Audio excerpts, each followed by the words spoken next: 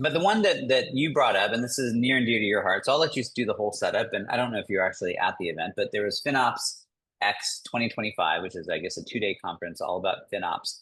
And well, I have my opinion. I'll let you set it up first, but I find it interesting about how FinOps is not immune to this whole AI craze and the need to adapt towards it. And is that a good thing, or does it make sense, or is it inevitable? So why don't you walk us through, and then we can chat about it.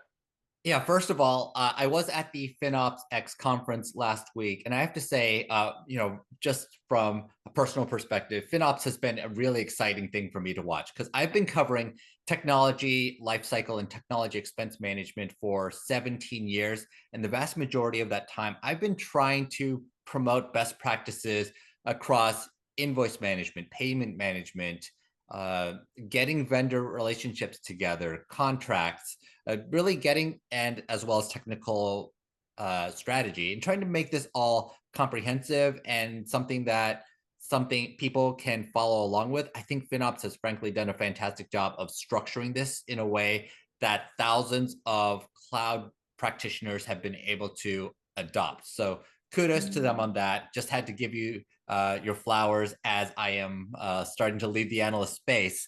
But I think this FinOps X was an interesting conference this year because the cloud people who have successfully taken their $50 million in annual cloud spend and reduced it by, call it $10 million, are now being asked to take on other parts of the IT world, including software as a service and notably AI. Of course, everybody and their mother and father played with AI last year, and there were a lot of experiments. There are a lot of initial experiments, and now everybody's trying to figure out how to do this for real at an enterprise perspective and realizing if we don't get a hold of our costs now, this is something that can easily get out of hand quickly. They saw in these initial $100,000 POC proof of concepts that turned into $500,000 experiments without too much work, without too much effort. And now they're realizing, okay, now we have to figure out how to do the same thing from a modeling perspective and an AI cost perspective and an AI usage perspective. And that was really one of the main focus areas of the show this year. I would say last year there was a lot more focus on environmental and social governance issues. This year there's a lot of focus on AI. Yeah, so I mean, I've been a fan of FinOps for a long time, and I've long advocated for the fact that it is really a codified set of principles that obviously very applicable directly to cloud because of cloud's sort of elastic nature and the variability of the cost structure. But at the end of the day, these are issues, the transparency and visibility into cost that has plagued IT forever. And so I've Mhm. long advocated to take these same principles and sort of deconstruct them and apply them much more broadly across the enterprise. And so in that regard, I mean, I'm encouraged. I am definitely encouraged to see for instance, they announced Focus 1.2, which is an increased effort to extend this into SaaS coverage and other areas. And so I think that's all really, really positive. The part that I struggle with a little bit is the rise of AI and the pitch, particularly I guess on their day two, and I wasn't there, right? But was basically saying FinOps for AI, and the big message, the storyline was, hey, it's the same thing, it's just AI. Mhm.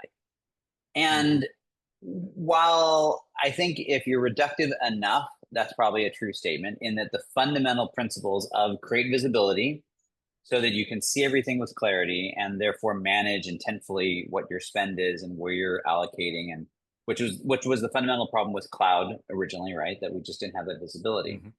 Um, at that level, I certainly agree with it. I think what makes AI different is that we could we could anticipate, manage, and measure usage patterns around cloud, and they were relatively linear, they were relatively predictable.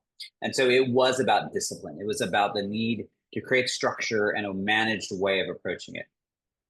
I think what makes AI different is that there's no clarity right now about consumption models and pricing models. They're all over the place. Some are conversation based, some are token based, some are flat fee based.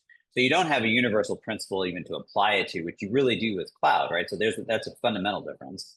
But I also think that AI is in such an early state of user adoption, of people using it, that drives that cost consumption, because and the cost consumption is in fact so potentially explosive around it, and not in the same way that you think about it from a cloud perspective, I think it's going to be a lot harder. And so while I agree at a principle level, I would, and maybe, like I said, I wasn't there, so I'm just reading the press release, so maybe they go into it, but I think there's going to be a whole lot more to it. And I just would hate to see them sort of get flat footed with this, because they're taking too simplistic of a view, thinking they can simply, right, the classic thing in IT, take the thing that used to work in the past and apply it to the new, and then suddenly wake up 3 years later and go, oh, I guess it doesn't work quite the same way. And that's what I'm a little worried about. But, you know. Yeah, and I've dealt with this very deeply over the past decade plus as well. It's like I worked with telecom expense management 2 decades ago. We were dealing with $50 million annual spend issues and trying to reduce them by 15, 20, 30% as well. And there's a set of strategies that work there. And frankly, they did not translate to cloud FinOps because they are two different areas. The products are different, the coding is different, the billing status is different, the contractual issues are different, the tariffs are different from a legal and governance perspective. Like all these reasons that you can't just translate one set of capabilities directly to another, and that could be an all-day workshop right there. But the same issues I think are going to apply as you think about cloud going to AI or cloud going to software as a service.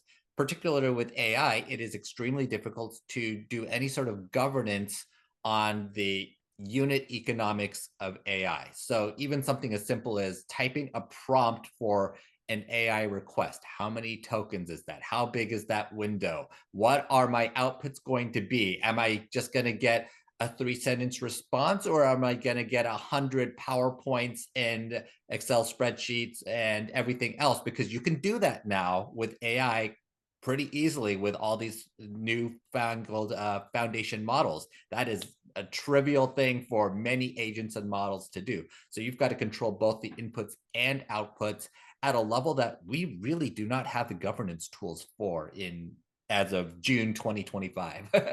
And let's not forget, I mean, it also could be driven by how polite your culture is, because the more pleases they put out there, the more cost it rise, or the more they're physically, and if you're watching our episodes, this is a test of our history, right? If you're physically threatening your AI systems to get better results, well, what does that do to your cost, right? I mean, there's all these different factors that go into it, and that is what I mean. So, look, I think there's really not a downside, meaning that if anything, I think the risks of AI cost controls, or the lack of AI cost controls, is higher than it was even with cloud, right? So we're sort of, if you talk about your history of progressing, it's gotten progressively, the stakes have gotten progressively higher, the complexity is progressively increased, and AI is just the next evolution of that.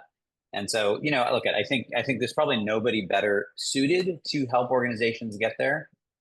But I just think, if you were listening, if you're a FinOps guy or gal, you better be prepared to step up your game, because I think that this is going to just get tougher and tougher. There's a new level of variability that can't simply be optimized in the same way that the cloud gets optimized. Yeah. Exactly.